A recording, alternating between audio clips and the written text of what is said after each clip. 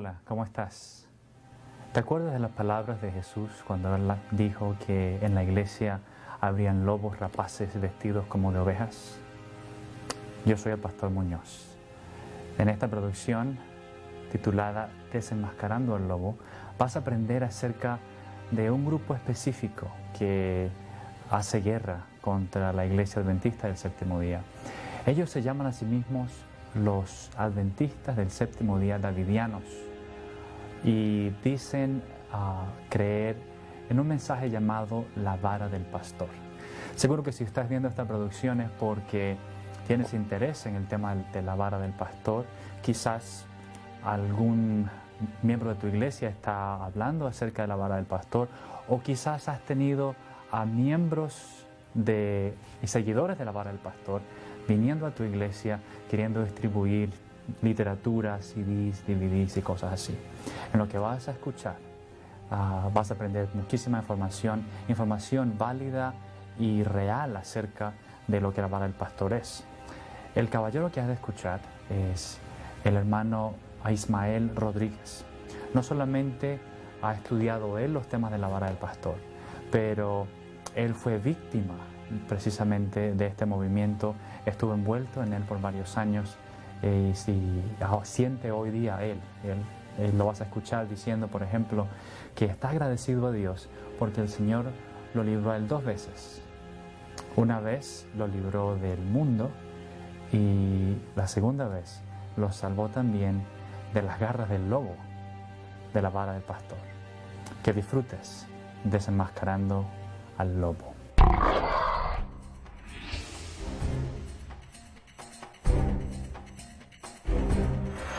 Desde 1844, cuando la hora del juicio de Dios comenzó en el santuario celestial y el movimiento adventista profético surgió en la tierra, no ha faltado la oposición a la verdad. De vez en cuando, alguna persona o grupo se ha levantado para tratar de introducir el error o desviar a los creyentes del fundamento seguro, pero la causa de Dios ha seguido adelante. Lo mismo sucedió en la iglesia del Nuevo Testamento. Se levantaron hombres que trataron de arrastrar tras sí discípulos.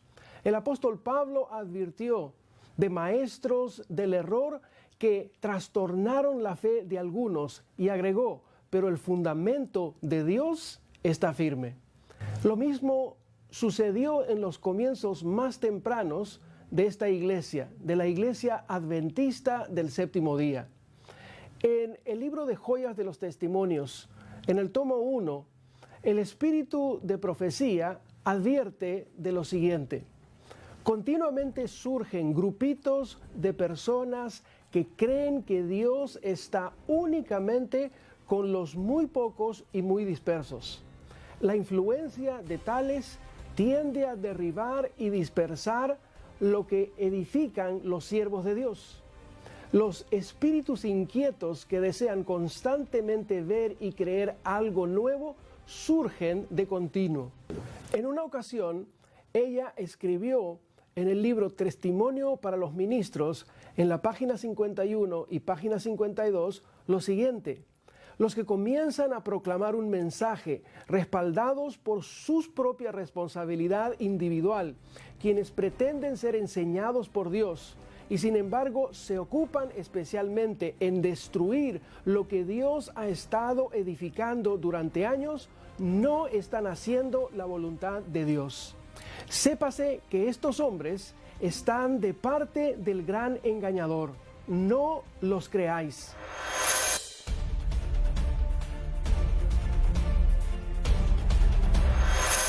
Mi nombre es Ismael Rodríguez, soy natural de Puerto Rico.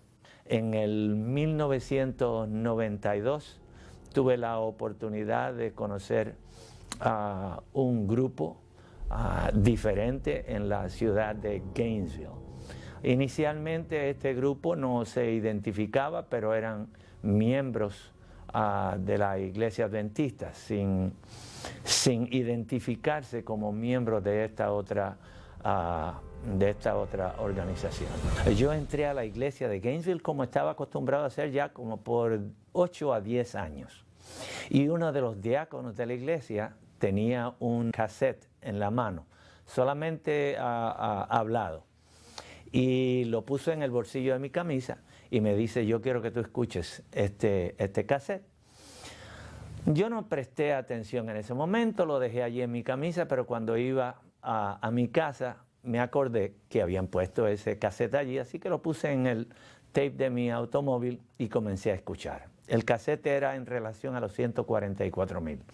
Está de más decirte que me causó un poco de curiosidad algunas de las cosas que estaban señalando. Así que el sábado próximo yo le pregunté a este hermano, le digo, ¿de dónde sacaste esa información? El hermano me dijo, si tú quieres yo te puedo poner en contacto con la persona que hizo el tape. Así que esta persona estaba en Nueva York, donde tienen las oficinas principales, este tipo de creyentes, y vino acá a la Florida para entrevistarse conmigo y dejarme saber en relación a algunos de los señalamientos que había hecho en el cassette. Así que nos sentamos un rato y la primera pregunta que salió de mi boca es, ¿ustedes son un grupo disidente? Y esta persona me dijo que no, que eran adventistas del séptimo día, que eran fieles a la denominación, que no tenían nada que ver con ningún grupo disidente. Así que comenzamos a estudiar y ya habían pasado como 4 reuniones que habíamos tenido.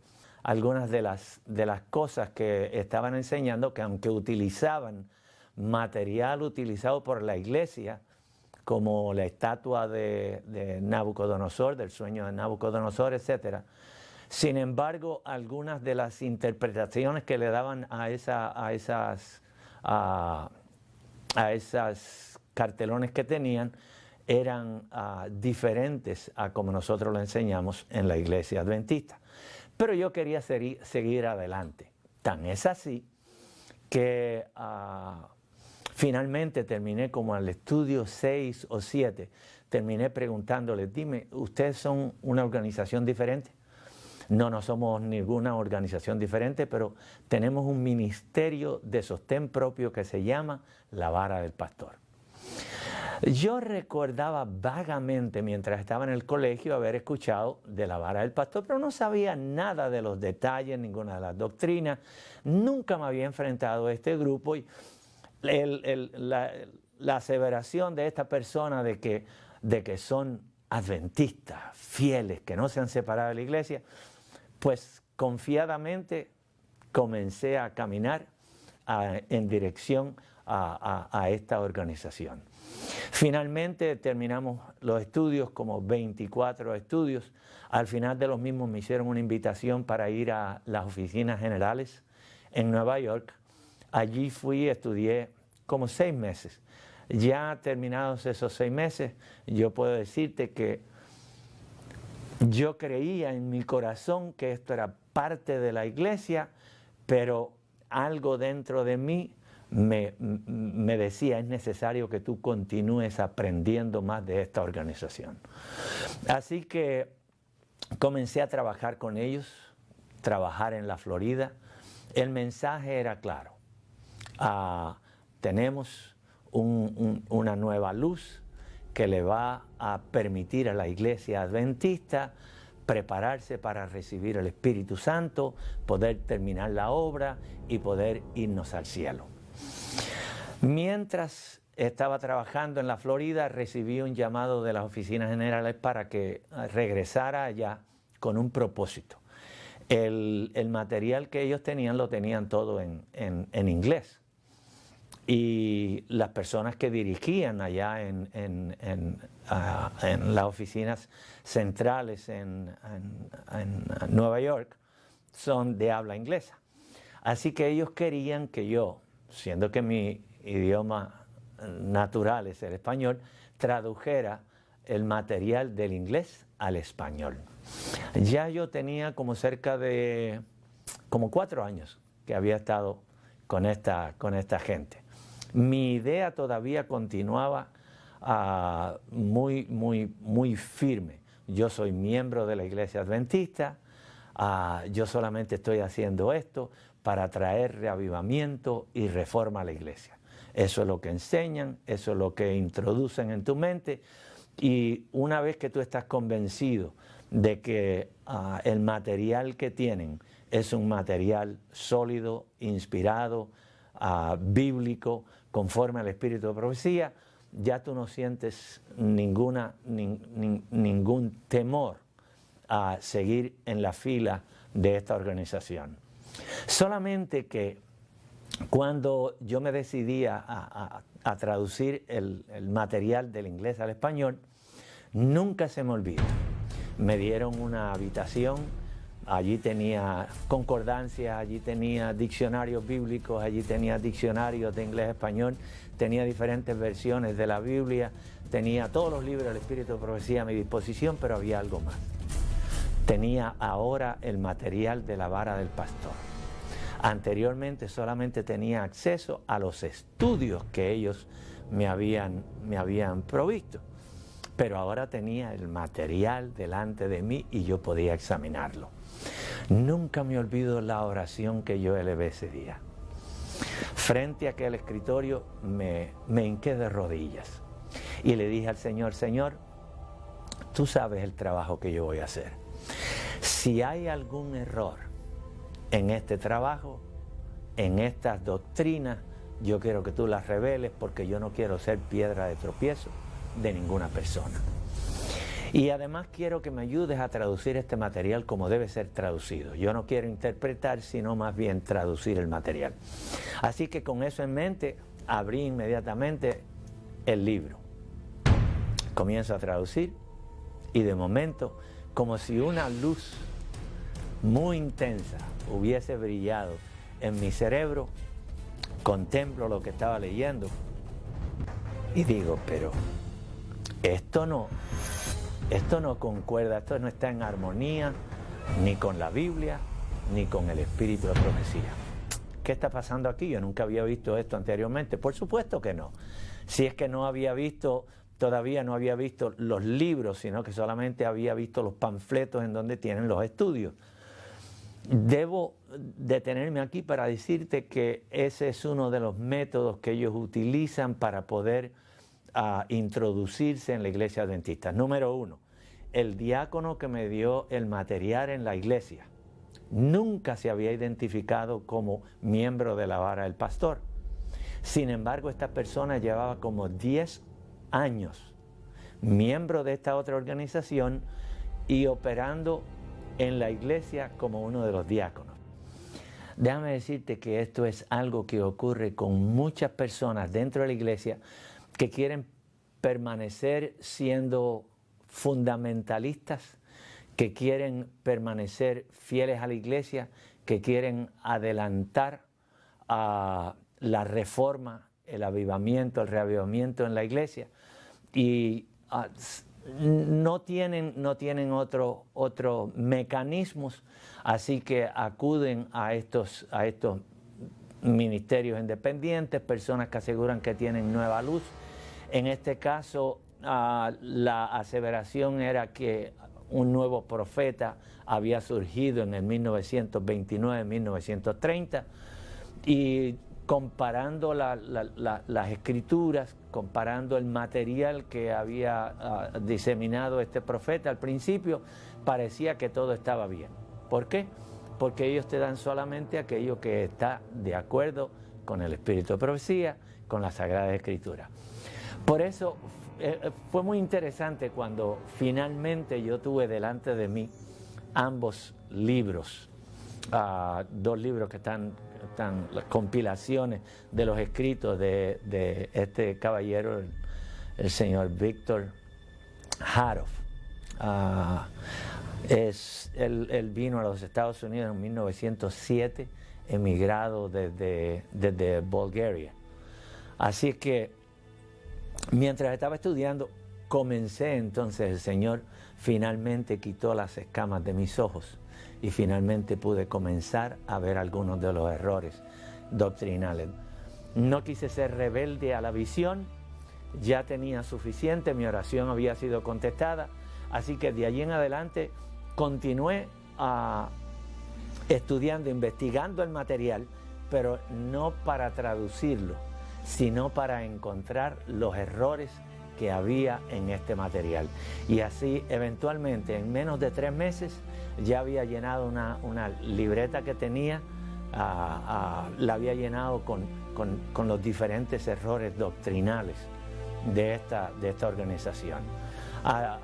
Inmediatamente que yo descubrí estos errores, llamé a los líderes de la organización y les señalé y les dije: miren, esto está completamente en contra de la Biblia, el Espíritu de Profecía, y yo tengo las citas bíblicas y las citas del Espíritu de Profecía, yo quiero compartirlas con ustedes, porque desde el principio ustedes me dijeron que esta era una organización adventista que estaba bajo la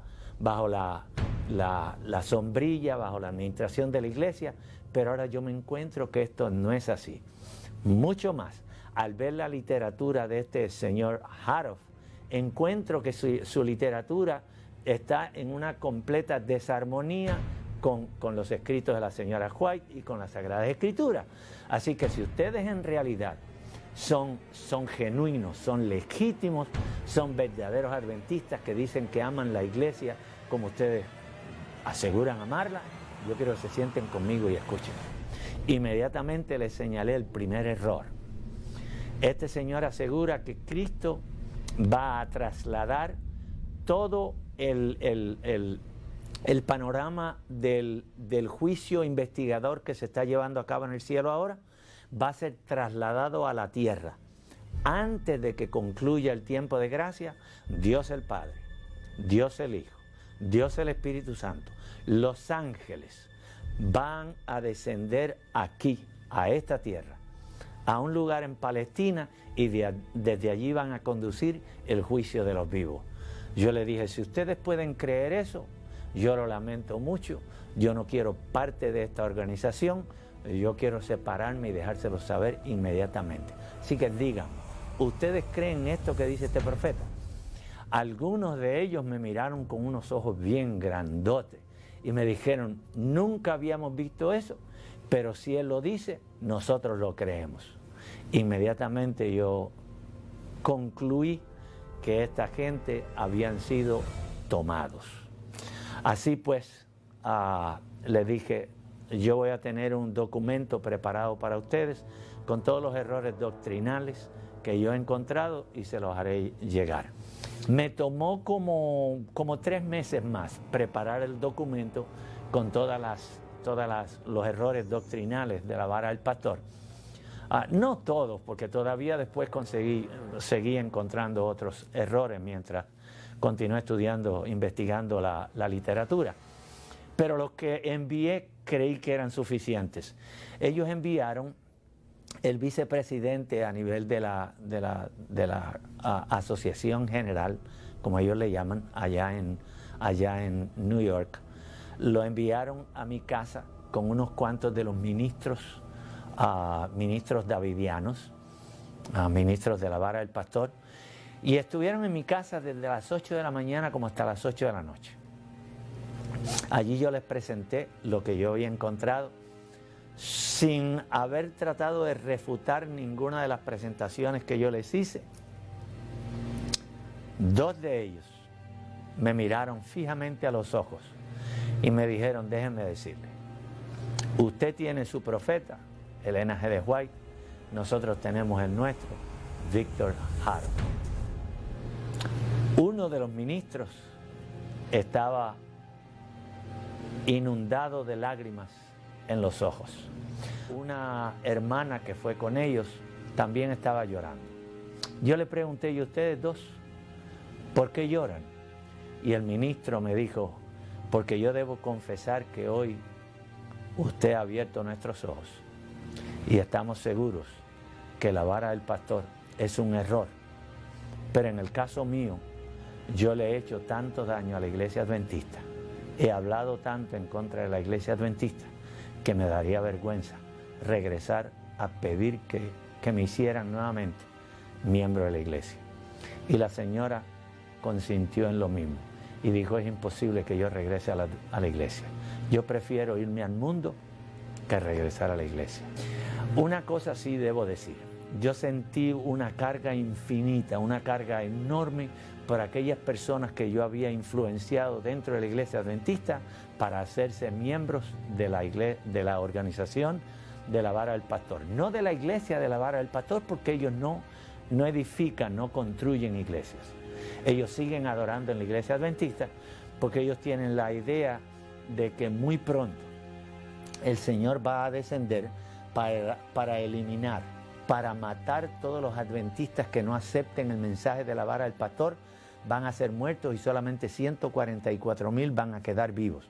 Entonces todos los bienes de la iglesia adventista, el dinero, el material, los edificios, va a pasar a ser parte de los davidianos, porque ellos siguen siendo miembros de la iglesia adventista, la mayor parte de ellos. Así que lo que yo hice fue dedicarme a buscar a aquellas personas a quienes yo había influenciado, particularmente a las dos personas que me habían introducido a esta organización, el diácono y el anciano de la iglesia de Gainesville. Para la gloria de Dios, tengo que decirle que con el anciano solamente me tomó como un mes y medio. Un hombre muy inteligente, consagrado al Señor, inmediatamente vio la luz, inmediatamente vio los errores en esta organización, dijo, yo no quiero más parte con ellos, regresó a la iglesia y hoy día es un miembro fiel de la iglesia. En cierta oportunidad, en Testimonios para los Ministros, en la página 51 y página 52, ella escribió lo siguiente: los que comienzan a proclamar un mensaje respaldados por su propia responsabilidad individual, quienes pretenden ser enseñados por Dios, sin embargo se ocupan especialmente en destruir lo que Dios ha estado edificando durante años, no están haciendo la voluntad de Dios. Sépase que estos hombres están de parte del gran engañador. No los creáis. Se están aliando con los enemigos de Dios y de la verdad. Se burlarán de la orden del ministerio como de un sistema de clericalismo. De los tales apartaos. No tengáis comunión con su mensaje, por mucho que citen los testimonios y traten de atrincherarse detrás de ellos. No les recibáis, porque Dios no les ha encomendado que hagan esta obra. El resultado de una obra tal será la incredulidad. Los testimonios y en lo posible anularán la obra que ha estado haciéndose durante años.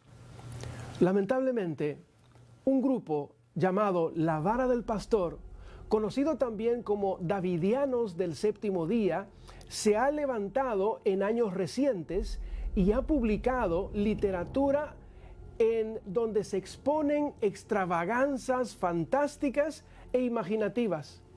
Algunos que tienen en alta estima los escritos de la hermana White son engañados al aplicar mal las citas del espíritu de profecía. La iglesia adventista tiene una misión muy especial para este tiempo. Apocalipsis 12, versículo 17, es bien claro. Entonces el dragón se airó en contra de la mujer, se fue a hacer guerra contra el resto de la simiente, los que guardan los mandamientos de Dios y tienen la fe de Jesús.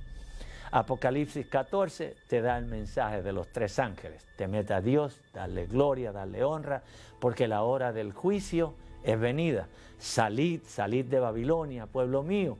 Y el mensaje del tercer ángel, no aceptéis la marca de la bestia. Así que el diablo sabe que una vez que la iglesia adventista complete su misión, sus días están contados. Así que él va a utilizar todos los medios posibles, no solamente para atacar la iglesia desde afuera, sino que también va a atacar la iglesia desde adentro. Por lo tanto, el diablo, y nosotros tenemos la confirmación bíblica y del Espíritu de Profecía para aseverar esto, por lo tanto, el diablo introduce personas, individuos, cizaña, lobos, vestidos con ropas de oveja, que vienen a la iglesia profesando creer en la verdad, pero su intención es única y exclusivamente destruir la obra, la misión de la iglesia. ¿Fue el señor Hautef un profeta verdadero? Algunas citas importantes en relación a esta declaración del señor Houteff. Acerca de la infalibilidad, nunca pretendí tenerla, solo Dios es infalible, mencionó Elena de White. En otra cita que se encuentra en Mensajes Selectos en el tomo 2, en la página 102, dice lo siguiente: aparecerán muchas cosas que pretenderán ser revelaciones de Dios, pero que son producto de la imaginación de mentes fatuas y engañadas. No les creáis, porque conducen a sendas falsas. Dios no los ha enviado. Fíjate que este hermano salió de Bulgaria en 1907. Tenía solamente 20 años de edad. En el 1919 se convierte, estaba caminando por las calles de Illinois, donde vino a vivir, y pasó frente a donde se estaba llevando a cabo una campaña evangelística de la Iglesia Adventista. Comenzó a asistir a esa campaña y terminó bautizándose. Es interesante la forma como él tuvo que abandonar el país. Él era miembro de la Iglesia griego ortodoxa y estaba teniendo problemas con la iglesia, con su iglesia, estaba teniendo problemas con el gobierno en Bulgaria y estaba teniendo problemas con algunos de los comerciantes. Él tenía un taller, un negocio de flores, una floristería. Y los otros mercados de flores que había en el lugar notaron que este hombre estaba bajando los precios en una forma drástica y entonces le estaba robando prácticamente el negocio a los demás establecimientos, actuando prácticamente en una forma falto de ética comercial con los demás. Así que ellos finalmente lo llamaron y querían que él terminara esa práctica que tenía. Él no quiso hacerlo, casi le destruyen la floristería. La iglesia, él trató de buscar apoyo en la iglesia griego ortodoxa y en el gobierno le negó su ayuda porque él no estaba llevando a cabo prácticas comerciales legítimas. La iglesia le negó su ayuda y finalmente lo amenazaron de muerte y un hermano que había residido en los Estados Unidos tuvo que ir a rescatarlo y a medianoche tuvo que abandonar su país, abandonar todo y salir de allá de su país y venir a los Estados Unidos. En los Estados Unidos había tenido un negocio compró un hotel pequeño. No sé si aquí también estaba llevando a cabo ese tipo de práctica, pero sí sé que en el 1919 él se convierte a la Iglesia Adventista. Dejó el hotel por el motivo que sea, terminó su práctica hotelera y se trasladó a California. En California en el 1928, porque tenía problemas del corazón, tenía problemas con los riñones, fue ingresado en el Hospital Adventista de Glendale. En Glendale Sanitarium, el Sanatorio de Glendale, Hospital de Glendale, él quería recibir, porque él era miembro de la iglesia, él quería recibir un tratamiento especial. Él quería que los médicos estuvieran allí cada vez que él se quejaba de dolor, quería tener una enfermera a las 24 horas del día, 7 días a la semana. Como eso es imposible porque hay tantos pacientes. Yo como enfermero trabajé 25 años en el hospital. Yo sé que uno no le puede dedicar 24 horas corridas a un paciente. Hay otros pacientes que uno tiene que atenderlo y muchos de mayor gravedad. En el caso de él estaba ambulatorio, no tenía problemas para levantarse y demás. Él lo que tenía era dolor y pues con calmantes no hubiese tenido problema ninguno, pero cuando salió del hospital salió airado en contra de la administración del hospital y comenzó a verbalizar su desagrado con el trato que había recibido en el hospital. En esta fecha, en 1928, él había sido elegido como no secretario, sino más bien el director de escuela sabática. Así que él tenía a cargo la dirección de la escuela sabática y era uno de los maestros de escuela sabática. He aquí una lección para la iglesia. Tenemos que tomar en consideración las personas a quienes elegimos para dirigir la escuela sabática. Mientras él estaba como maestro en la escuela sabática, comenzó a diseminar ideas extrañas, a diseminar ideas en relación a la obra médico-adventista, como la obra médico-adventista no se estaba llevando a cabo como debía hacerse, etc. En el 1929, algunos de los hermanos estaban comenzando a ver que él estaba ya apartándose de las verdades fundamentales de la iglesia y se lo comunicaron al pastor. En el 1928, ya miembro de la iglesia adventista, se había trasladado de Illinois para California, fue miembro de la iglesia The Tabernacle Church en California, en Los Ángeles. Allí, como maestro de escuela sabática, comenzó a introducir sus ideas peculiares, diferentes a las ideas fundamentales de la iglesia adventista. Mayormente hablando en relación a los 144,000 como un número literal, como individuos que tenían que ser judíos literales, acerca de una purificación que iba a haber dentro de la iglesia. Algunos de los hermanos se lo señalaron al pastor y el pastor lo llamó y trató de disuadirlo, trataron de ayudarlo en relación a su interpretación de las Escrituras. Pero el hermano Haroff se mantuvo al margen de la ayuda que estaban tratando de darle. El hermano Haroff solamente tenía un 4º grado de escuela elemental.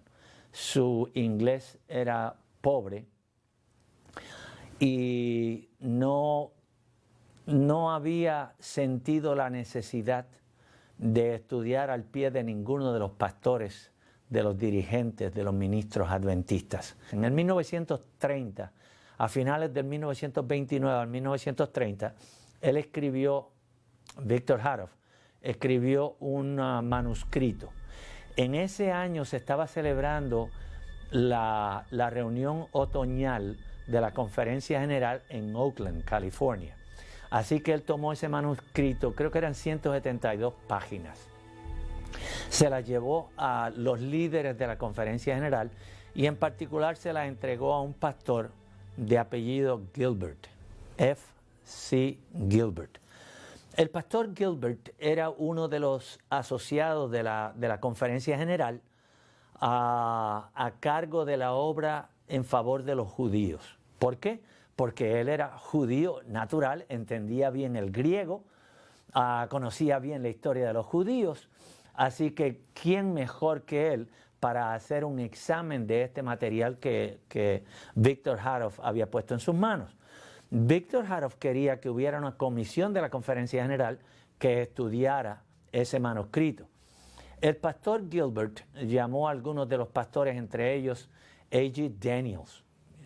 A.G. Daniels era un hombre muy conocido dentro de la iglesia adventista, había sido presidente de la Asociación Australiana, había sido presidente de la Asociación General aquí en los Estados Unidos, fue el hombre que escribió el libro sobre justificación por la fe, así que Gilbert llama al pastor Daniels, el pastor Daniels le dice, ¿tú tienes problema alguno en responder al manuscrito? Él le dice que no, así que él examinó las doctrinas de Víctor Haroff y le envió un manuscrito de regreso. El pastor de su iglesia fue llamado y el pastor habló con él. Luego llamaron al presidente de la Asociación del Pacífico del Sur, él fue y habló con él. Siendo que estaban en Los Ángeles, California, llamaron a uno de los profesores de Biblia de la Universidad de Loma Linda. Este profesor de Biblia fue y habló con él. Finalmente hicieron un grupo de 12 personas, 12 miembros de la Conferencia General. Le dieron una semana completa, le dieron, usted va a tener una semana completa, nosotros vamos a pagar, vamos a correr con todos los gastos para que usted haga sus presentaciones. Se reunieron el primer día a las 10 de la mañana y comenzaron. A las 12 del mediodía, después de haber finalizado la primera presentación que tenía que ver con la ciega, Víctor Haroff le dice, ¿qué creen ustedes de la presentación que yo les he hecho? El pastor Daniels, como el chairman, el presidente del grupo de los 12, como lo llama Víctor Haroff en su literatura, el presidente de ellos le dice, hermano, nosotros no le vamos a contestar inmediatamente. Como hombres de Dios, necesitamos confirmar lo que usted dice, verificarlo en las Sagradas Escrituras, y tenemos que consultar el Espíritu de Profecía, porque usted ha utilizado tanto la Biblia como el Espíritu de Profecía para su presentación. Por lo tanto, es menester que nosotros confirmemos, tengamos tiempo para estudiar el Espíritu de Profecía, el Espíritu de Profecía en la Biblia, los señalamientos que usted ha hecho. Pero yo quisiera hacerle una sugerencia. ¿Por qué no vamos y tomamos un almuerzo? Nosotros pagamos el almuerzo, regresamos a la 1 de la tarde, tranquilos, y volvemos a estudiar. Estamos aquí para prestarle atención. Él le dijo, no, si ustedes no me contestan ahora inmediatamente, yo voy a suspender la reunión. Por supuesto, los hermanos le dijeron, pero mire hermano, nosotros nos hemos envuelto en gastos, hemos hecho arreglos especiales para que usted nos dé la presentación. Yo creo que sería injusto que usted se vaya a salir de la reunión, abandone el lugar y no haga su presentación. Adelante, hágala. Tiene una semana completa y nosotros le prometemos que nosotros vamos a estudiar lo que usted presente y luego le vamos a responder por su doctrina, por su señalamiento.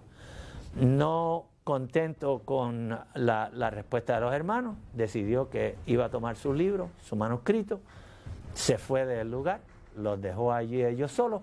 Así que ellos, como tenían el manuscrito ya en las manos, porque se lo había dado al pastor Gilbert, examinaron el manuscrito, hicieron una respuesta por escrita y se la enviaron a Haroff, diciéndole bien claro, hermano, es innecesario que usted continúe prodigando estas enseñanzas, porque sin lugar a dudas son contrarias a la Biblia y al Espíritu de Profecía.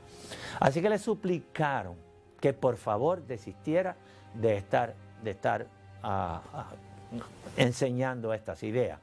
Una de las promesas que Haroff había hecho es que si ellos le mostraban que había error en sus doctrinas, él paraba de diseminar esas enseñanzas y que jamás volvía a enseñar nada que tuviera que ver con la vara del pastor. Por supuesto, no cumplió su promesa. Entonces, en vista de esto, el pastor de la iglesia donde él estaba asistiendo se reunió con él, reunieron la junta de la iglesia, le invitaron a que fuera a la junta para él explicar por qué no debía ser desfraternizado. Lo pusieron a prueba un tiempo y finalmente ya a fines del año 1930 tuvo que ser desfraternizado de la iglesia porque no quiso desistir de sus enseñanzas. En el 1932 escribió una segunda parte, un segundo volumen. El título del libro, ahora ya oficialmente publicado como un libro, se llamaba La vara del pastor, volumen 2. El primero se llamaba La vara del pastor, volumen 1. De allí que el grupo, la organización, de ahí en adelante continuó llamándose La vara del pastor. En el 1934, él decidió que se iba a trasladar de California para Texas. Él quería conseguir un lugar en donde pudiera hacer un compound, un campamento. Y en un viaje a Texas encontró que había 167 acres o cuerdas de terreno disponibles. Así que salió de California entre 1934 y 1935. Salió de California acompañado de 11 individuos más. Mientras estaba en Waco, él comenzó a solicitar los diezmos y ofrendas de los hermanos. No solamente que le enviaran un diezmo, sino que él solicitaba, si querían ser buenos davidianos, rodistas, pues que le enviaran un segundo diezmo, además de las ofrendas. Este campamento, este compound, inicialmente él lo denominó, lo llamó el Monte Carmelo. ¿Por qué lo llamó el Monte Carmelo, Mount Carmel?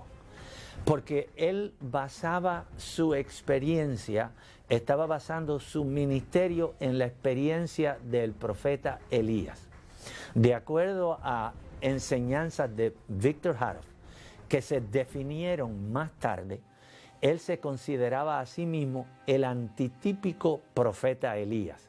La señora White había identificado al profeta Elías como todos aquellos que vienen al mensaje adventista después que el mensaje del tercer ángel se comenzó a dar en el 1844. E dice, todos aquellos que están proclamando el mensaje del tercer ángel, el mensaje de la verdad, son representados por el profeta Elías. Pero Haroff se identifica a sí mismo como el antitípico profeta Elías. Por lo tanto, él tenía que tener el Monte Carmelo. Dicho sea de paso, más tarde él señala que así como Elías tuvo un duelo, un encuentro con los profetas de Baal, también el Elías moderno, eso es, Victor Tasio Haroff, el hombrecito de Bulgaria, como él se denominaba a sí mismo, porque era de pequeña estatura, dice que él va a tener también un encuentro, un duelo con los profetas de Baal modernos. ¿Por qué generalmente se conocen los miembros de la vara del pastor hoy día como davidianos? La razón es porque en el 1937-38, Victor Haroff comenzó a desarrollar ideas basadas en Ezequiel 36, Ezequiel 37, Isaías 11, Oseas capítulo 1 y 2, en donde las promesas que el Señor le hizo al Israel antiguo, que las 10 tribus serían nuevamente traídas, regresadas de Asiria y de las ciudades, las diferentes naciones del mundo donde fueron diseminadas, que las iba a traer de allá y que iba a traer a aquellos que quedaron en Babilonia, traerlos nuevamente a Palestina, a Israel, para reunirlos como pueblo y restaurar el reino de Israel. Esas promesas del Antiguo Testamento, en donde dice que el lobo va a pastar con el cordero y el buey comerá, el león comerá paja como el buey, etc. Todas esas promesas él las toma, número uno, no solamente como literales, sino que van a tener cumplimiento en la vara del pastor. Este hermano, Victor Haroff, entendía que la promesa hecha a Israel en el Antiguo Testamento no contenía condiciones, por lo tanto el reino iba a ser restaurado a los judíos. Y en nuestros días nosotros vamos a ver nuevamente ese reino restaurado, establecido en Palestina tal como lo describe Isaías 9, Isaías 11, Ezequiel 36, Oseas 1 y 2. Por supuesto, si tú tienes un reino, tienes que tener un rey, ¿no es cierto? Así que, ¿quién mejor para ser el rey en ese reino que el señor Victor Tasio Haroff? Y en uno de sus señalamientos, él indica que él va a sentarse en el trono de David para reinar físicamente, literalmente, desde Palestina. Que primeramente este reino va a ser constituido por 144,000 que van a ser llevados a Palestina antes de que termine el tiempo de gracia. Pero esos 144,000 se le van a añadir 200 millones de personas. Y él utiliza para eso Apocalipsis 10 y 11, para señalar que son 200 millones de personas que se le van a unir en Palestina. Este reino en Palestina va a ser edificado con la ayuda de gentiles que van a ir a cooperar con ellos. Y además de eso, de esos 200,000, entonces se le va a unir como resultado del fuerte pregón que van a dar estos 144,000 judíos que van para Palestina, va a venir una gran multitud. Y una vez que venga esa gran multitud, entonces este reino se va a extender hasta toda la tierra, de forma tal que toda la tierra va a ser evangelizada para Cristo. Y esto va a tomar lugar antes de que termine el tiempo de gracia.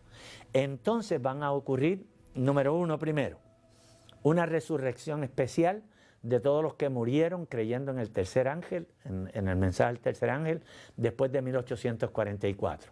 Él señala que la señora White va a ser resucitada antes que termine el tiempo de prueba para continuar escribiendo libros y haciendo su obra. Entonces él señala que todos esos líderes de la iglesia adventista que han muerto van a ser resucitados también para contribuir, para ayudar en la edificación del reino. Pero hay una cosa más.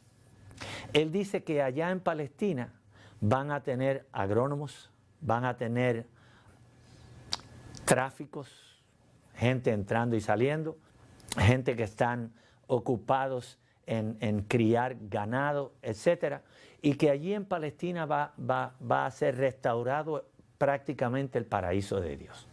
Adán y Eva van a estar allí, en este lugar, antes que Jesús venga por segunda vez, antes de que comience el milenio, van a estar allí Adán y Eva, va a estar allí la señora White, Víctor Haroff va a ser el rey visible, mientras que Jesús es el rey invisible.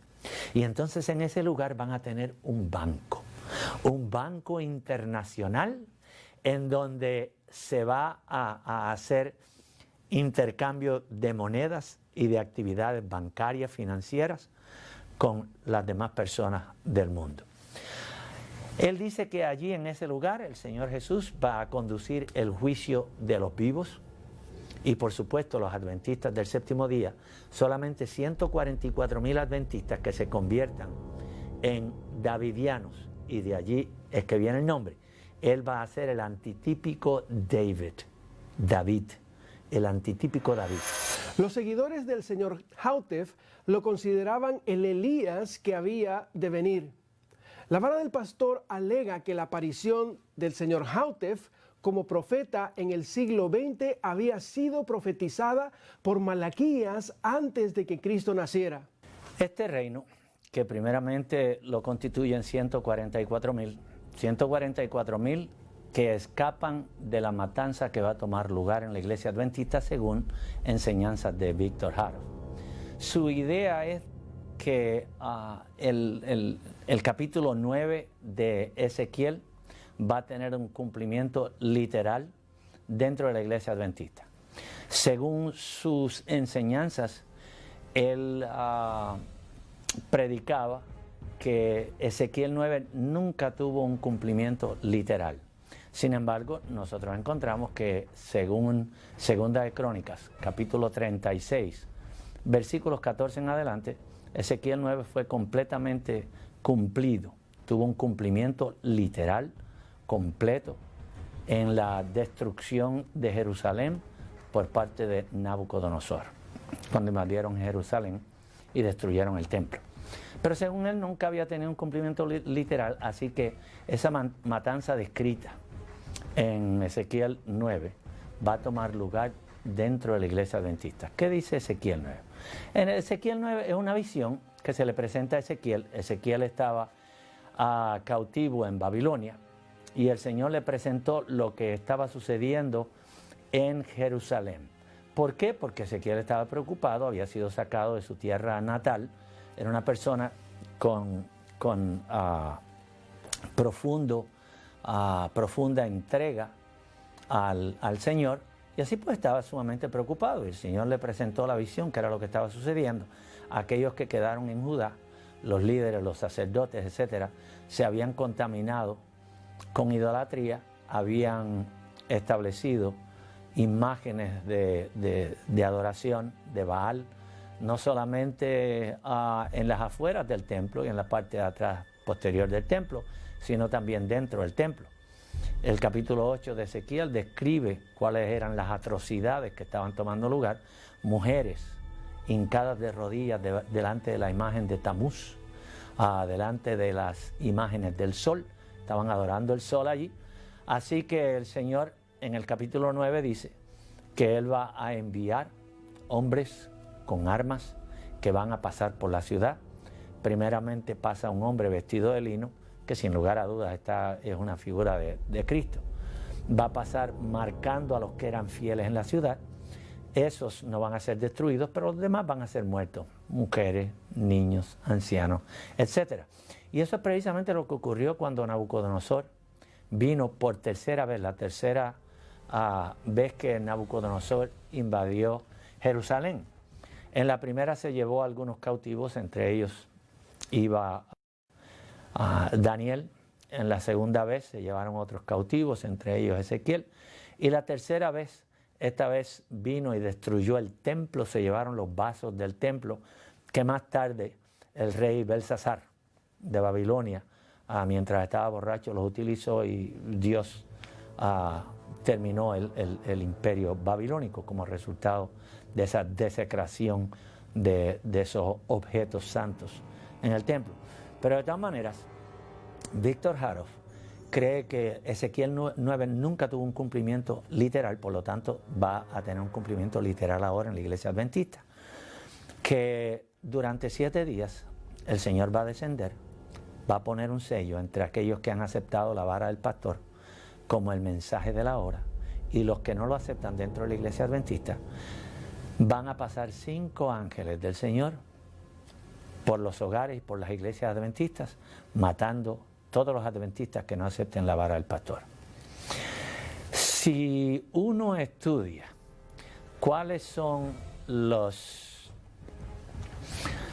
principios, los modales, los conceptos que toman lugar en la mayor parte de estos movimientos fanáticos que hemos visto, como el de David Koresh, Jones, todos ellos han hecho la misma cosa. Número 1, aíslan las personas. Número 2, los intimidan.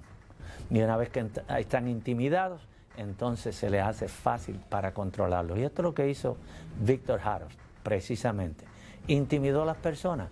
Si ustedes no aceptan la vara del pastor, entonces van a ser degollados por los ángeles del Señor. Algunas de las cosas que creen esta gente en la vara del pastor. Número 1, ellos no creen en Mateo 28. Ellos no creen que ellos tienen la encomienda de la Gran Comisión, que indica que nosotros debemos ir a todo el mundo a predicar el Evangelio. Según las enseñanzas de la vara del pastor, ellos creen que tienen que ir a las ovejas perdidas de Israel. Y las ovejas perdidas de Israel no son sino los adventistas del séptimo día, que no han aceptado la vara del pastor. Él predicó que en el 1929-1930 el Señor le dio un año a la iglesia adventista para aceptar las doctrinas davidianas. De lo contrario, el Señor los iba a vomitar de su boca.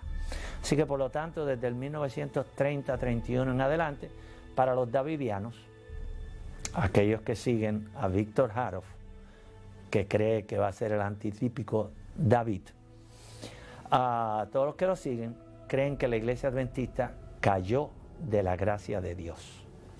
Por supuesto, ellos no se atreven a decir abiertamente que la iglesia adventista es Babilonia, porque saben que hay citas del Espíritu de Profecía que dicen claramente que la iglesia adventista nunca ha sido, no es, ni será Babilonia.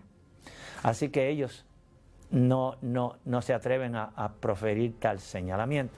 Pero sin embargo dicen que es una iglesia que cayó de la gracia de Dios, que es una iglesia apóstata.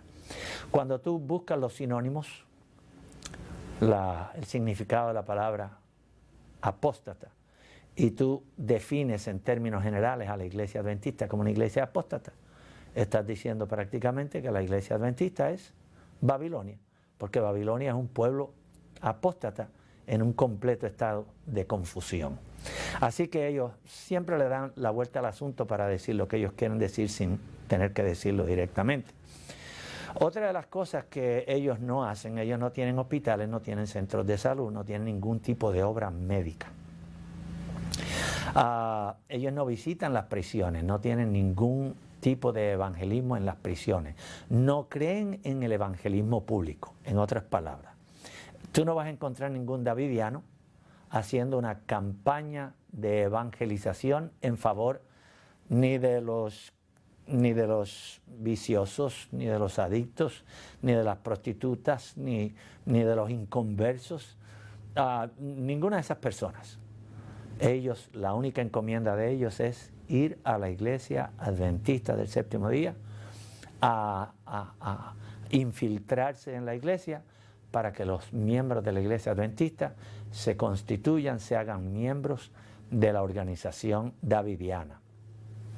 No tienen evangelismo ninguno entre los inconversos. Ellos no van a repartir ningún tipo de literatura como El deseado de todas las gentes, El camino a Cristo. Ninguna de esa literatura es compartida por miembros de la organización davidiana con personas que no sean adventistas. Eso está dirigido específicamente a la iglesia adventista. No contribuyen financieramente a la iglesia adventista.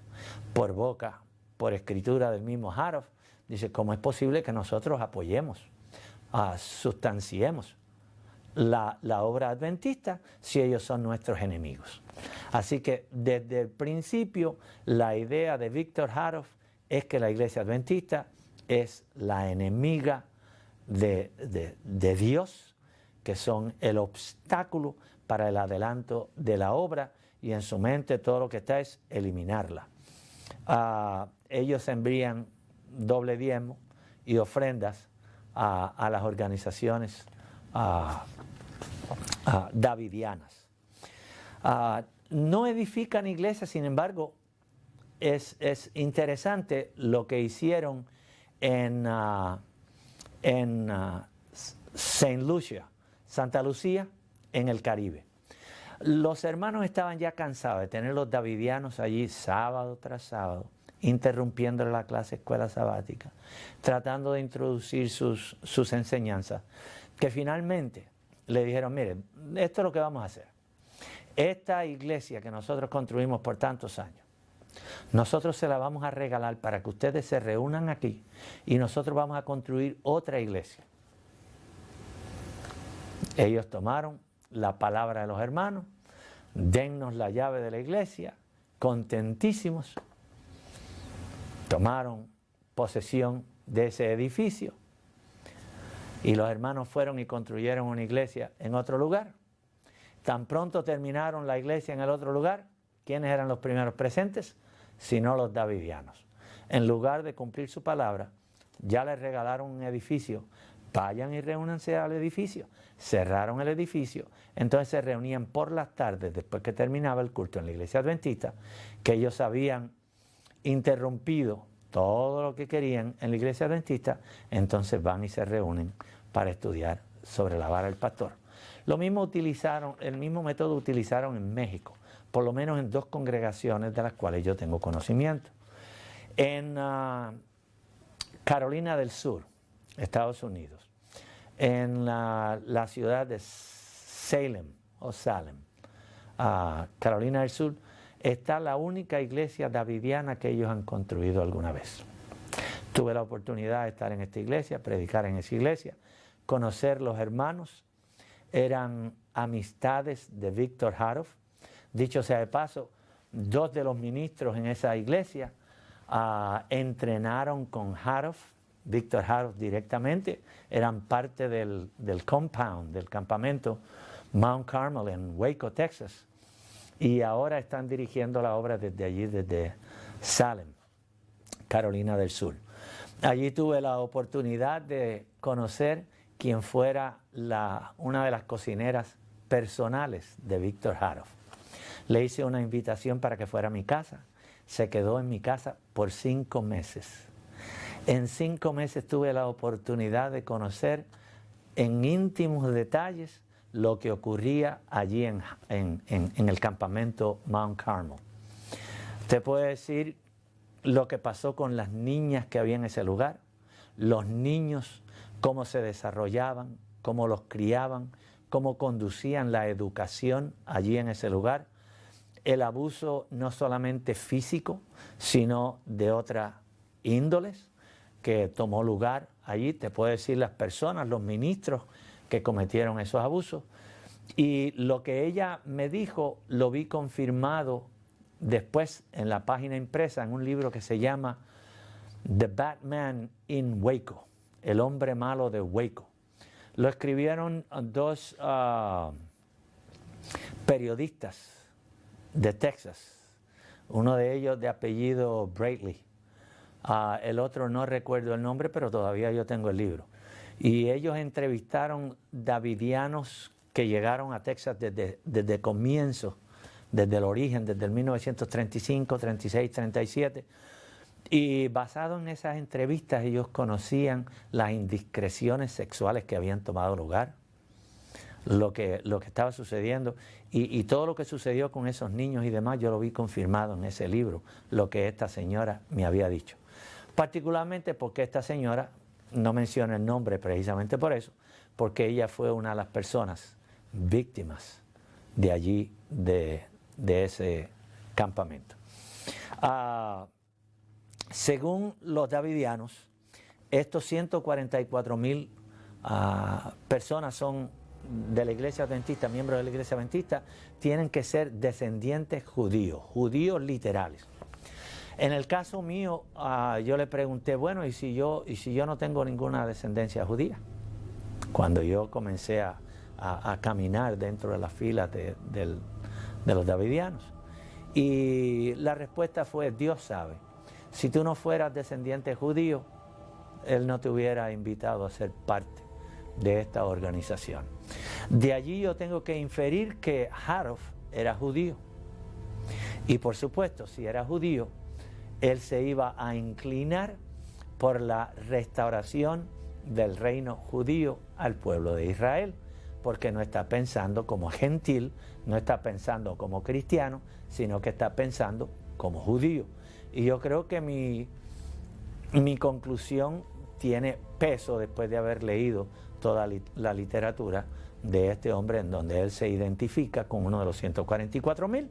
Y si él dice que los 144,000 tienen que ser judíos literales, obviamente él tenía que considerarse a sí mismo, conocer, saber que él era judío.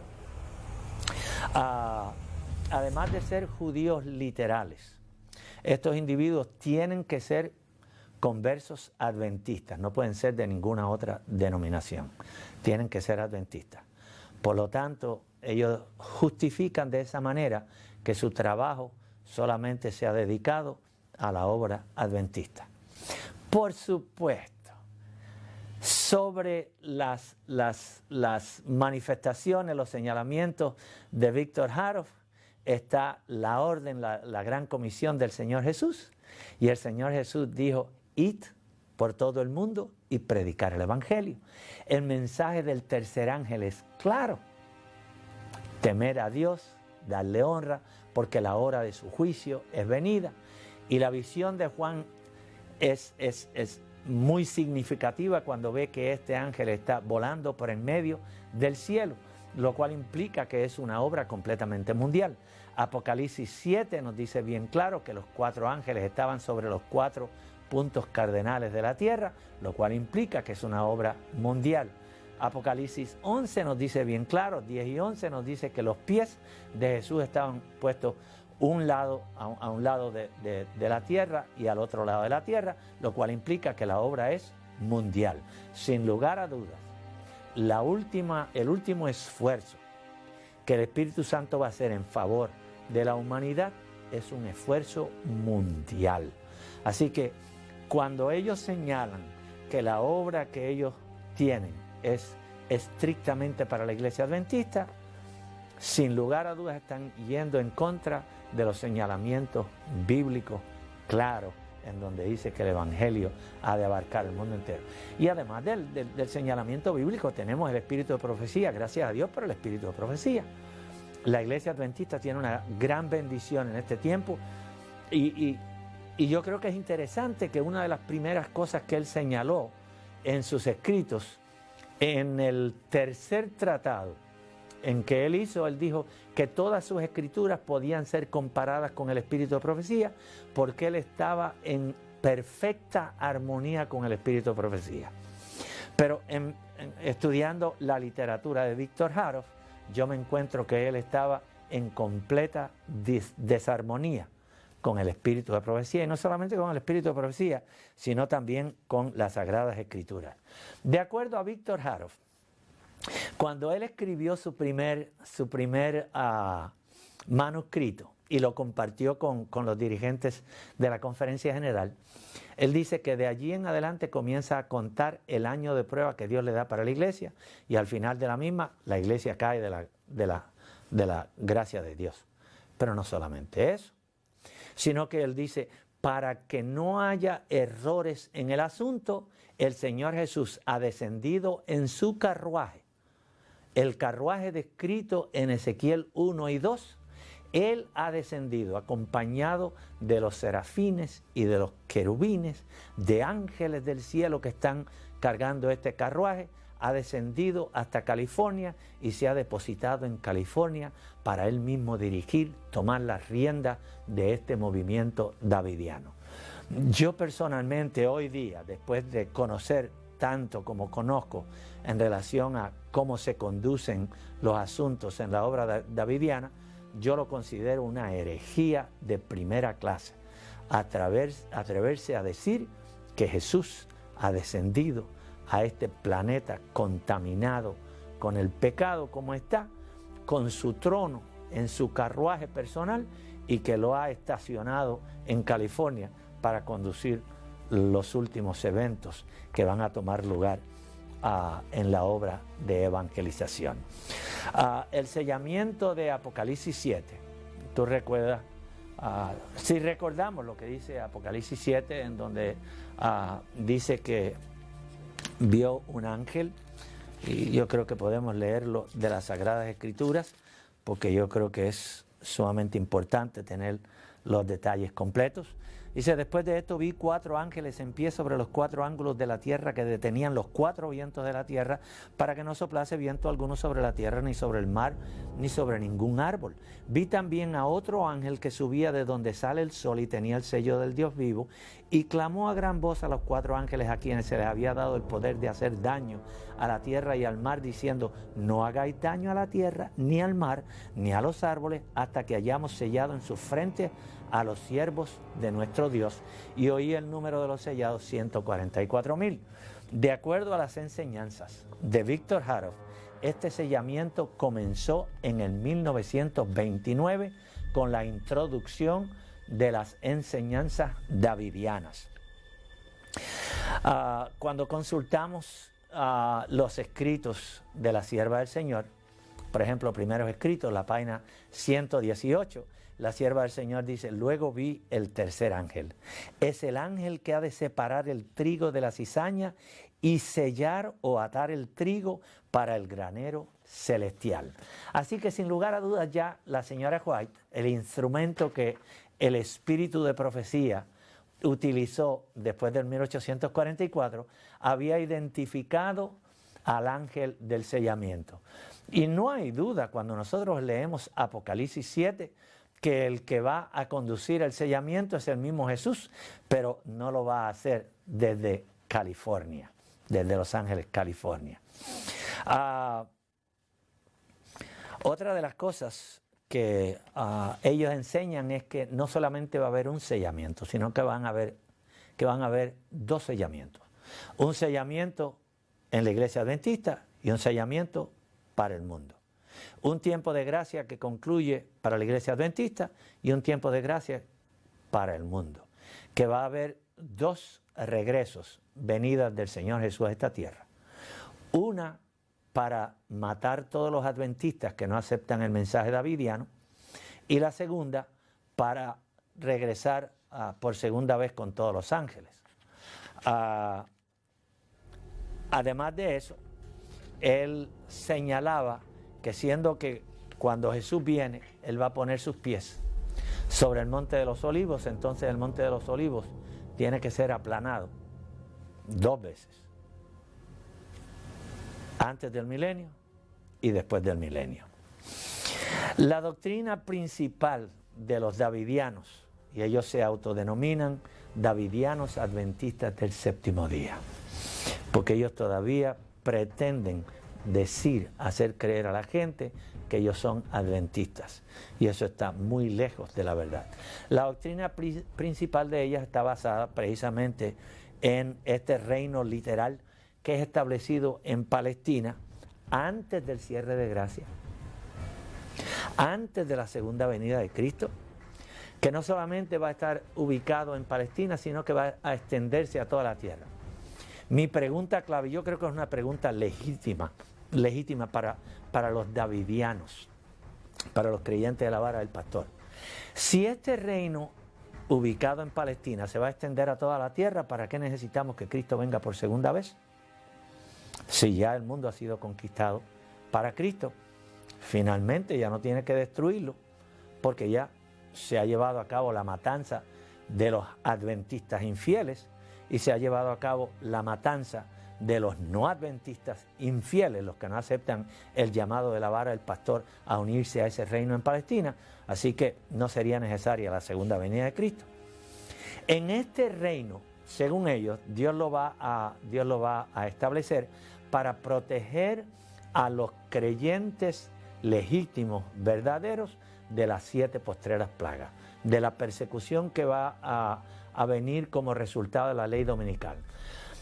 En otras palabras, lo que dice la sierva del Señor, la señora Elena G. de White, en relación a que ella vio los adventistas del séptimo día corriendo, huyendo hacia las montañas, a las cuevas, indirectamente sufriendo como resultado de las plagas, perseguidos por los gobiernos del mundo, privados de sus derechos civiles, encarcelados, dejados algunos de ellos para morir en las cárceles, y eso ya lo menciona bien claro en Dones Espirituales y también en Primeros Escritos. Todo eso, Víctor Haroff dice que no va a tomar lugar.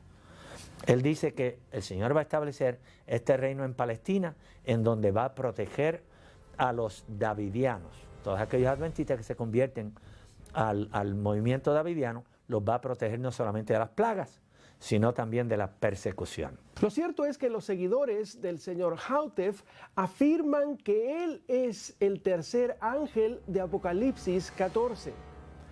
La verdad es que los ángeles de Apocalipsis 14, de los versículos 1 al 6, representan a los santos de Dios ocupados en la tarea de proclamar el Evangelio eterno. Estos ángeles representan a todos aquellos que reciben la verdad y que predican el Evangelio con poder al mundo. Interpretar que el mensaje del tercer ángel es un mensaje especial traído por Hautef es uno de los muchos engaños que la vara del pastor predica. Una cita que podemos aplicar es la que encontramos en Mensajes Selectos, en el tomo 2, en la página 95, cuando la señora White escribió a un caballero que tenía las mismas características, llamado Garmir.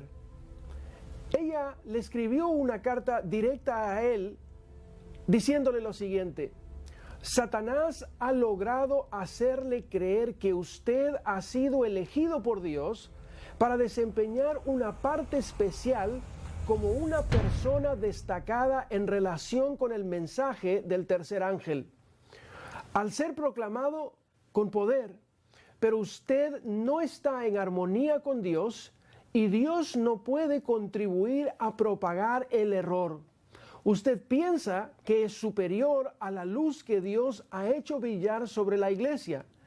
¿Quién lo ha colocado a usted en el sitial de juez para condenar a otros? No ha sido Dios, sino usted mismo.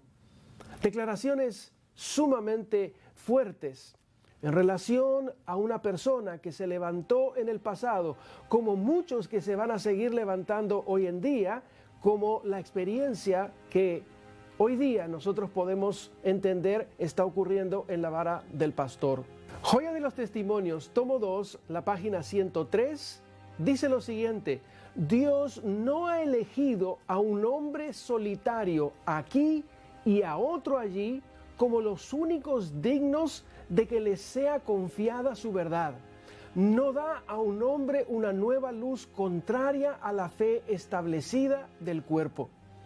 En otras palabras, las enseñanzas cardinales de Houteff militan contra las enseñanzas de la Iglesia Adventista del Séptimo Día. Nadie, dice el Espíritu de Profecía, intente derribar los fundamentos de nuestra fe, que fueron colocados en el principio de nuestra obra por el estudio de la palabra, acompañado de oración y por las revelaciones.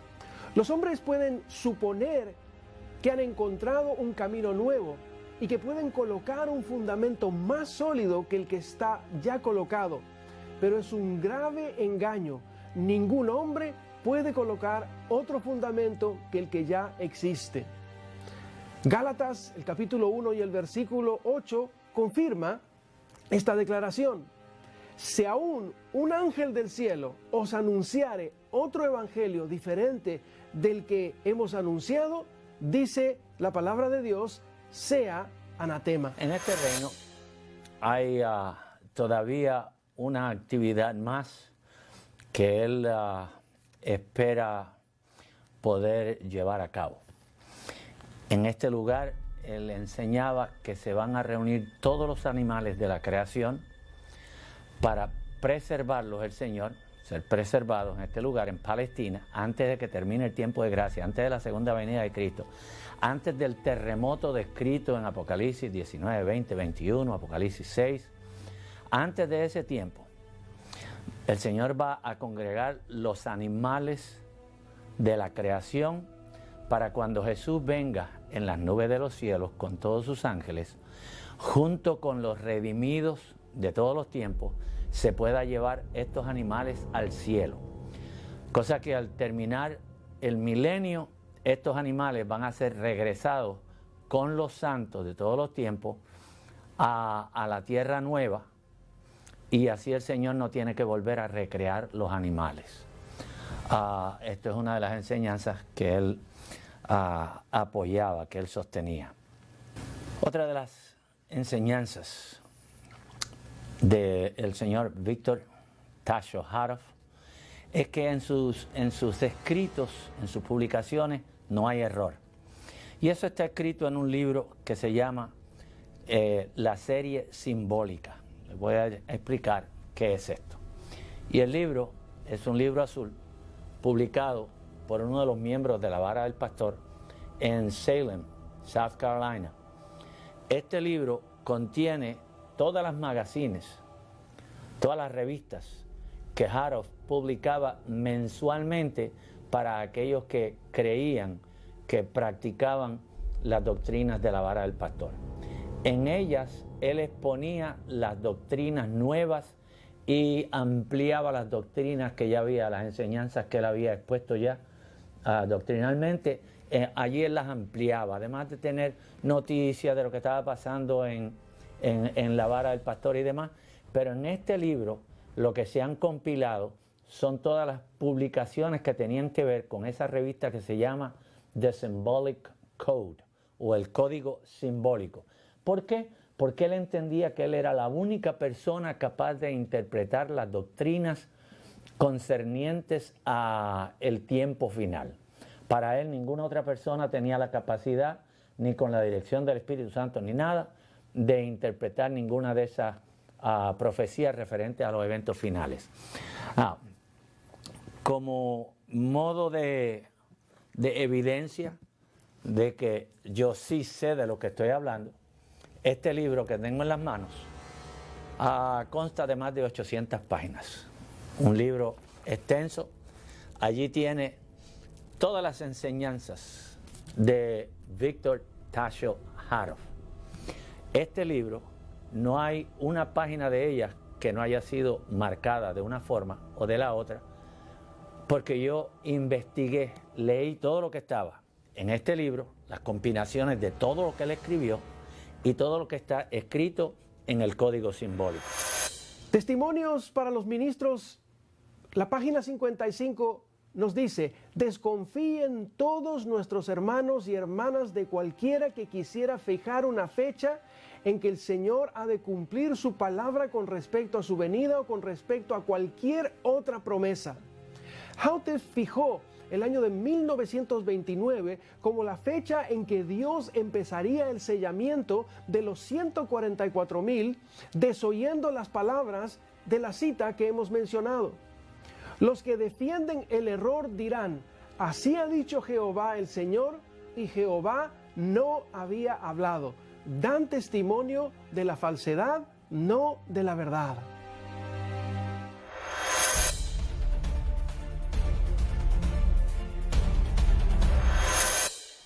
Así que él enseñaba que en sus escritos no hay un solo error, que todo era perfecto. Y yo puedo decir con toda honestidad, no había un solo error. Había docenas de ellos. Había muchos errores. Y de eso puedo dar fe. En una de sus revistas, él tenía 15 revistas que se llamaban, ellos le llaman tratado, el tratado número 1, número 2, número 3, etcétera, hasta el 15.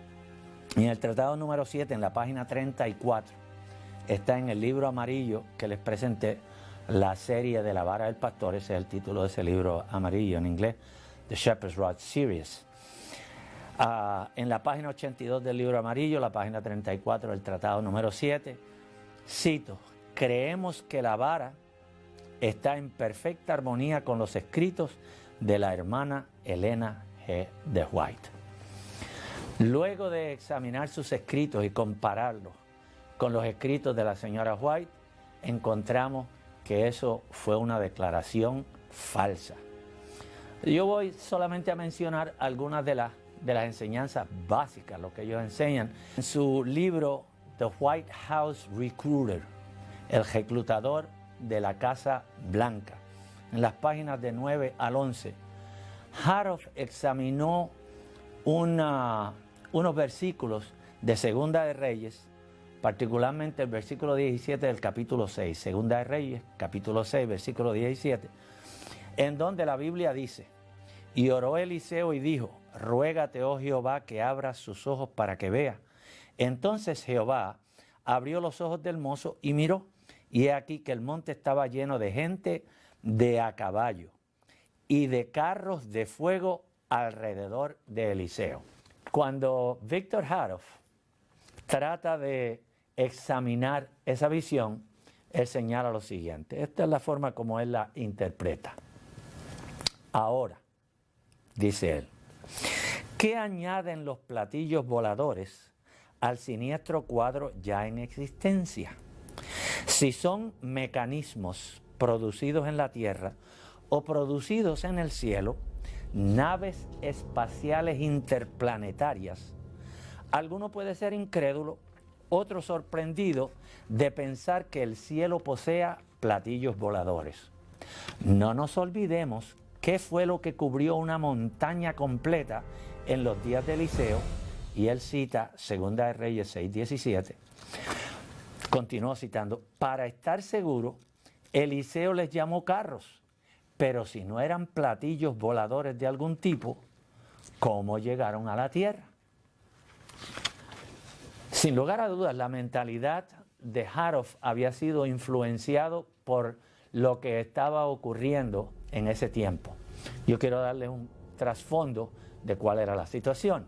En los años 40 y 50, que fue cuando Houteff escribió estos señalamientos, había en los Estados Unidos un movimiento.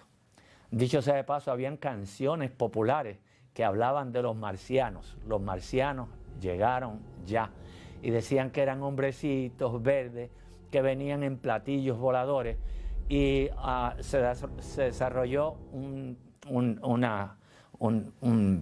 concepto que nosotros hoy día mencionamos mucho, el UFO, Unidentified Flying Objects, objetos voladores no identificados, los ovnis. Y a esos objetos le llamaban platillos voladores. Y aparecían en México, y aparecían en Latinoamérica, y aparecían en Europa. Y la gente aparecía con cámaras que habían grabado los platillos voladores. Víctor Haroff, influenciado por lo que estaba sucediendo y tratando de alcanzar popularidad en lo que él estaba publicando, dice, bueno, lo que descendió en el tiempo de Eliseo no fue sino otra cosa que platillos voladores. Los ángeles descendieron a esta tierra en platillos voladores. Dice, si son mecanismos, esto es máquinas. Ok, así que yo quisiera volver a leer, cosa que no haya duda en relación a lo que él estaba mencionando. Y dice, ahora, ¿qué añaden los platillos voladores al siniestro cuadro ya en existencia? Si son mecanismos producidos, y así dice él literalmente en inglés. Mecanismos no son otra cosa que máquinas. Si son mecanismos producidos en la tierra o producidos en el cielo, ¿por qué pensar que en el cielo se producen objetos mecánicos para viajar del cielo a la tierra?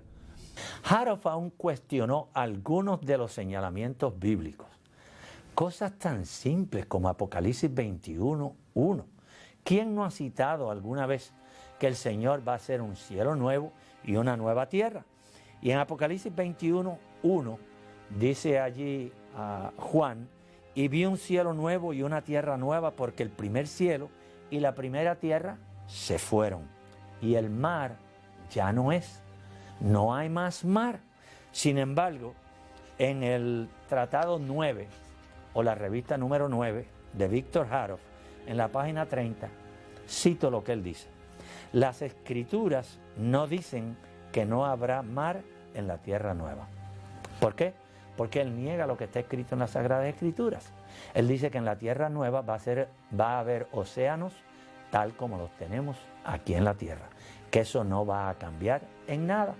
La explicación que él da, para ser justo con aquellos que quieran buscar el contexto, él dice, bueno, el mar fue creado antes de que el pecado entrara en la tierra. Así que si el mar fue creado antes de que el pecado entrara en la tierra, entonces, ¿por qué destruirlo? Por supuesto, Lucifer fue creado antes de que el pecado entrara en el cielo.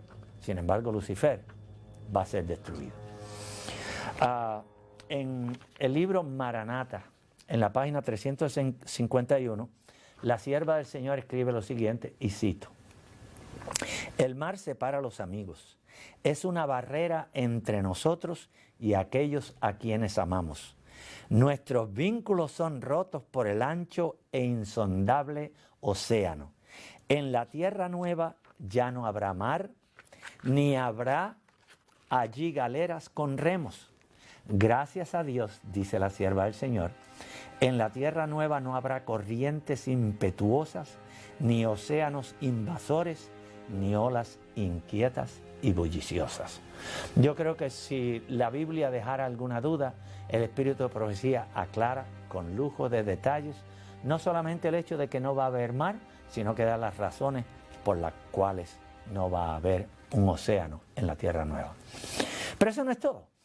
Fíjate que él continúa en el mismo Tratado 9, en la página 31, diciendo lo siguiente: siendo que además de nuestra tierra y cielo, también todo nuestro sistema solar desaparecerá, no solo los santos de la tierra, sino que también con ellos los hijos de Dios de todo el sistema vivirán y reinarán con Cristo en el cielo de cielos por 1000 años. La pregunta es, ¿los demás planetas, los demás mundos que Dios creó, han caído en pecado? Pues claro que no. Son mundos no caídos. ¿Por qué habría de destruirlos el Señor? No hay necesidad para destruir ninguno de esos planetas. Haroff no tenía una conciencia completa, de conocimiento completo de lo que representa el universo. El universo no es nuestro sistema solar. Nuestro sistema solar está compuesto por 9 planetas y nuestro Sol y la Luna. Pero esto es solamente parte de una galaxia, la Vía Láctea. Y en el universo de Dios tenemos cientos de galaxias, cientos de mundos que el Señor ha creado, que no hay razón ninguna para ser destruidos. Pero este hombre, que no tenía conocimiento de estos hechos, él cree que todo el sistema, y por todo el sistema, él implica todo el universo de Dios va a ser destruido, y por eso todos los hijos de Dios, los que han caído en pecado y los que no están en pecado, van a tener que vivir en el cielo por 1000 años. Houteff fundó su propia iglesia tiempo después de ser borrado de la iglesia adventista del séptimo día. Sus seguidores ocultan esto y se reúnen en nuestras iglesias por conveniencia. Lo cierto es que no tienen los medios económicos suficientes para poder comprar sus propios edificios. Por lo tanto, se reúnen en nuestras iglesias de tal manera que no pagan alquiler y al mismo tiempo hacen proselitismo con nuestros propios hermanos. Lo triste del caso es que no pagan diezmos a la iglesia adventista ni colaboran con sus finanzas locales. En febrero y marzo de 1934, Houteff empezó a convocar a los partidarios de sus interpretaciones, pero no fue hasta unos 8 años después que decidió organizarse como iglesia. Esta nueva denominación se fundó en 1942 y fue reconocida por el gobierno de los Estados Unidos. El cuerpo eclesiástico formado por Houteff confería membresía formal. Además, otorgaba credenciales, licencias y cartas de recomendación a los que necesitan esa documentación. Tenía su propia constitución llamada The Leviticus of Davidian SDA, que eran el Levítico de los Davidianos de la Iglesia Adventista del Séptimo Día, que daba una descripción de las creencias y prácticas que ellos sostenían como iglesia. Posteriormente, se cambiaron el nombre a Davidian Seventh-day Adventist Association, Davidiano, Asociación de los Davidianos de la Iglesia Adventista del Séptimo Día. Víctor Houteff se proclamó a sí mismo como el profeta antitípico por excelencia.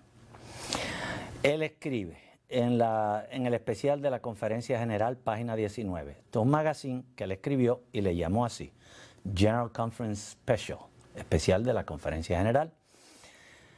Y él dice lo siguiente, cito, siendo que Elías ha de proclamar el gran día del Señor, entonces él es el único capaz de interpretar correctamente las profecías del fin. Él se proclamó a sí mismo como el Elías moderno, el antitípico Elías. Así que lo que él está diciendo claramente, obviamente, sin lugar a dudas, es que él es el único capaz de interpretar correctamente las profecías del fin, las cuales todavía siguen siendo un misterio para el cristianismo y aún para nuestra propia denominación. Dice, reenfatizando el hecho, déjenme decirles nuevamente que siendo el último de los profetas, Elías es por lo tanto el único que puede abrir a nuestro entendimiento todas las profecías de la Escritura pertenecientes al grande y terrible día del Señor. Una pretensión fantástica la de este hombre. Creer que él es el único capaz de descifrar las profecías concernientes al día grande y terrible del Señor. Él pretendía ser una gama de profetas. Por ejemplo, él creía que él era, además de ser el antitípico rey David, también él era el antitípico Zorobabel. Él era el antitípico Elías, el antitípico David que se va a sentar en el trono de Cristo, el antitípico Oseas, el antitípico Jezreel, el antitípico Ezequiel, etcétera, etcétera. O sea que él tenía un sentimiento de grandeza terrible. Él creía que él era la persona más importante, tanto para el cielo como para la tierra, en este tiempo en que vivimos. Él predijo un duelo, creo que mencioné anteriormente, pero me gustaría leer cómo él lo relata en su revista especial de la Conferencia General, la página 30. Él predijo un duelo entre él y los ministros adventistas del séptimo día. Dice, más aún, todos sabemos que la obra del Elías típico fue el de exterminar los profetas y sacerdotes que servían a Baal en lugar de Dios, aquellos que condujeron al Israel antiguo al mayor disparate y engaño de sus días. De la misma manera, la obra del Elías antitípico, y hago un paréntesis para señalar, para recordar que por el Elías antitípico, él quería decir Víctor Tacho Haroff. En Shepherd's Rod Series, la serie de la vara del pastor, la página 681, dice, alguien debe venir con el espíritu y el poder de Elías. Un profeta debe aparecer y dice que será un profeta con el mismo espíritu y poder de Elías. Este profeta debe venir antes del cumplimiento de Ezequiel 9, porque la profecía de Ezequiel es similar a la experiencia de Elías con Israel en los días de Acab. Si vamos a tomar a Víctor Haroff literalmente en lo que él dice, entonces debe haber mucha preocupación por lo que tienen en mente los davidianos hoy día.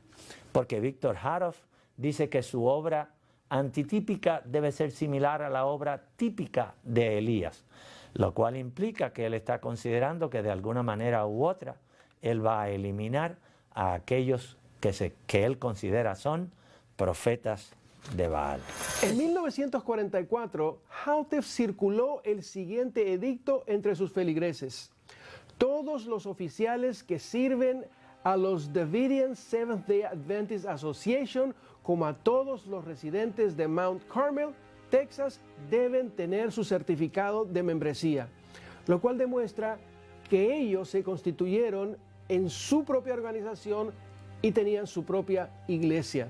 Los oficiales que Houteff nombró para que administraran su naciente denominación eran en su mayoría familiares del presunto profeta. Esto causó mucho disgusto entre algunos de sus feligreses porque sintieron que se estaba dando un terrible caso de nepotismo. En la nueva iglesia, Houteff figuró como presidente, su esposa como tesorera. El secretario y otros administradores claves eran familiares cercanos.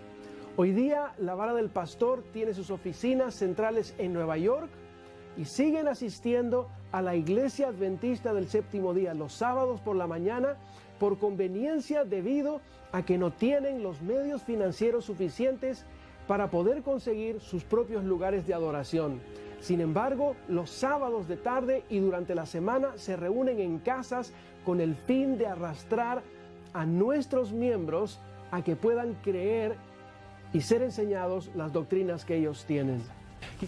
Haroff dijo que él no moriría, pero en febrero 5 del 1955, en el hospital de Waco, Texas, el hospital bautista, allí falleció el señor Víctor Haroff. Dicho sea de paso, la señora White aconsejó que ninguna persona que se interesaba en el matrimonio debía considerarlo como una cosa liviana. Ella señaló que en el matrimonio no debía haber una diferencia de edad marcada para que el más joven de los cónyuges no tuviera que sufrir las consecuencias de la edad del otro. Recalcó ella que si la persona estaba enferma, la persona de edad mayor, que todavía mucho menor debía ser la intención de casarse con una persona más joven. Sin embargo, a los 53 años de edad, enfermo con enfermedad del corazón, del riñón, Víctor Haroff se casó con una niña de 17 años que se había criado allí mismo en el Monte Carmelo.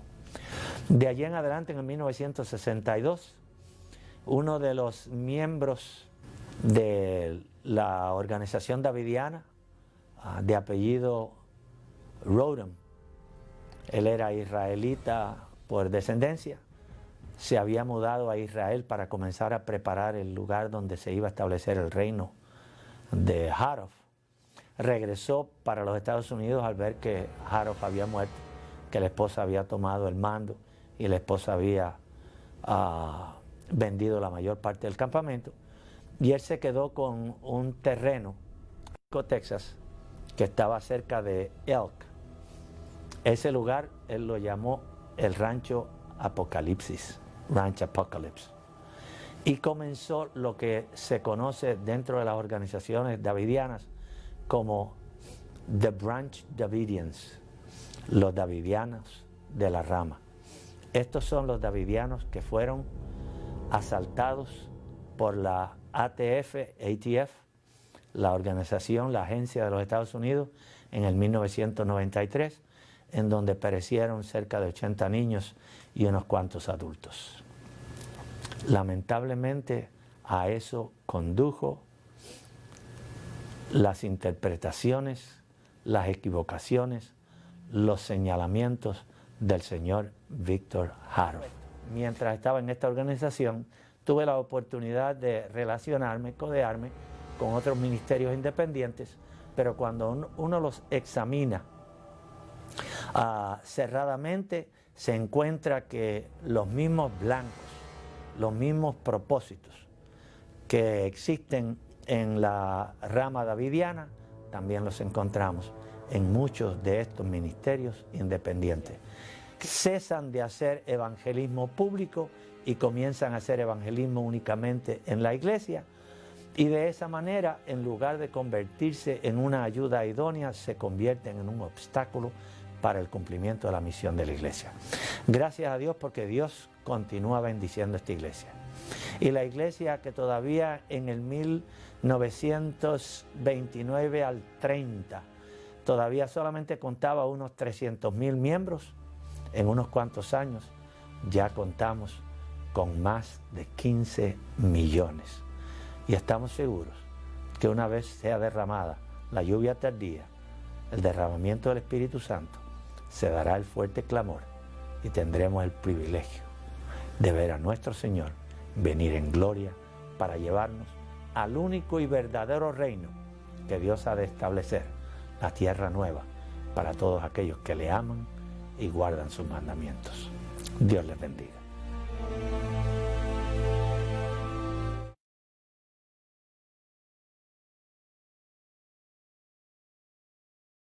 Y lo primero es, usted preguntaba de que si alguien podía tener una fórmula mejor que la comisión del... Sí, esta es la parte donde puede hablar, dígame. Sí, exacto.